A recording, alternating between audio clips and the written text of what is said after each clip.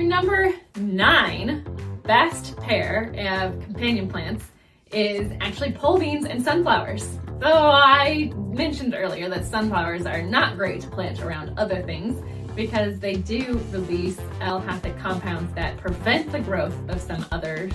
So don't plant them in your vegetable garden. But pole beans and sunflowers go well together, and they're really fantastic to grow with kids.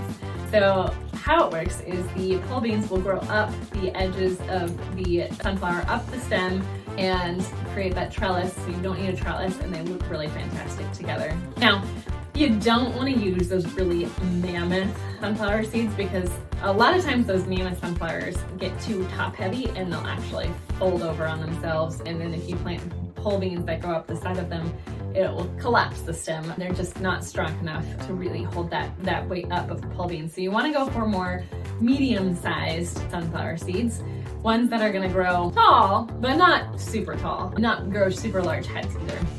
And then the other tip that I have for you is you're going to want to not harvest your sunflower seeds until after your pole beans are harvested, because otherwise if you harvest them too early, their stem's going to start to die and then it will become weaker and your pole beans might not last as long. So if you harvest your pole beans first and then harvest your sunflower seeds, you'll have the best of both worlds and you'll have your pole beans and your sunflower seeds.